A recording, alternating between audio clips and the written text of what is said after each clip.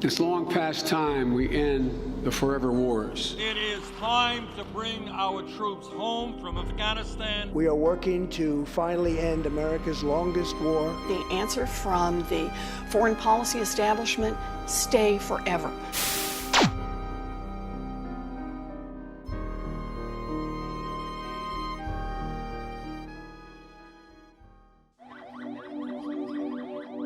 Born in the war and I am growing in the war. It was imposed on people of Afghanistan. We were the first victims of this war. Americans or any international forces cannot sit forever in Afghanistan. They also need to go back to their families. Afghan people doesn't want that US to be forever there. It should come to an end at some point. Every good project or intervention should need a good end, and that should be done in a responsible and a stages way. The peace process has given more power and more upper hand to Taliban. They take those warlords, they take those people that have killed thousands of people. Red carpets are laid for them. They are received as heroes, where rest of us that we have struggled for such a long time, somehow we are totally ignored. The women of Afghanistan never was part of the war and part of the conflict. That's why that they didn't take it that much serious. Women are fighting for peace on an everyday basis. It doesn't mean that we have gone to fight. An inclusive peace process is not simply the inclusion of political elites or armed actors.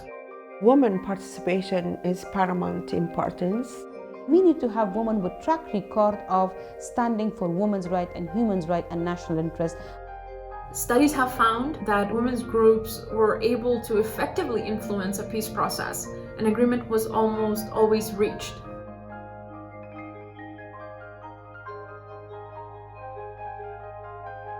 Consultations with women's groups, with marginalized groups, haven't been adequate enough. Just meeting with some women, this is not acceptable for the people of Afghanistan.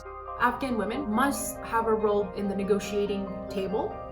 They should have a role in the bodies that the Afghan government creates, where content and technical advice is formulated, and of course the various working groups.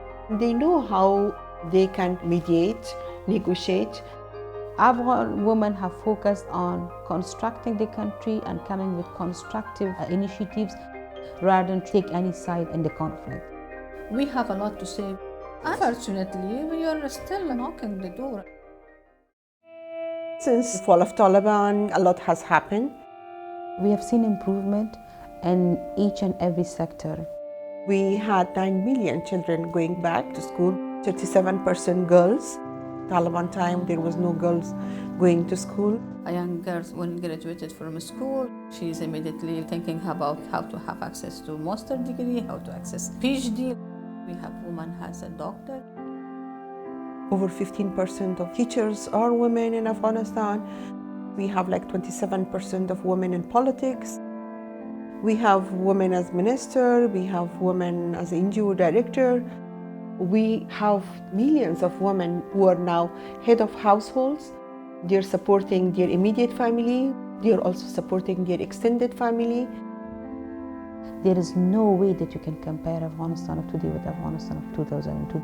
There is no way. We are very grateful with the support that we got from the international community and from the US. But we found that US is very much in a rush when it comes to peace process. Any hasty American withdrawal from Afghanistan would jeopardize the achievements that Afghans and its US partners have fought so hard, have given so much to. It's very much important that we have the peace, but the type of peace that will help us out to move on, not at the cost of losing what we have achieved so far.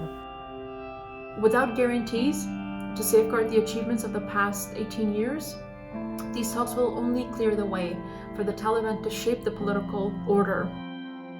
This withdrawal plan should ensure more stability in the country, not give leverage to conservative forces in Afghanistan that could change the politics back to square one. There should be step by step. Every phase of withdrawal should be linked to deliverables. There is a vacuum that's going to be created. Then probably like Iraq and elsewhere, you do need to go back to the same mission again. We are a small, tiny country, but in a very strategic position.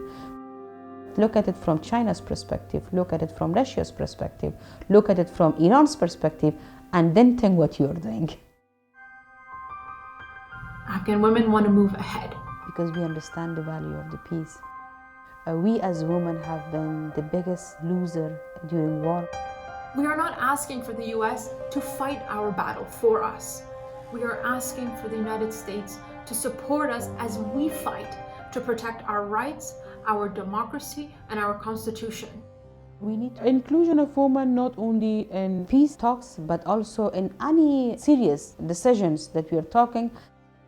Not only women participation, but meaningful participation. We cannot afford any more bloodshed. More than any people of the world, we need peace.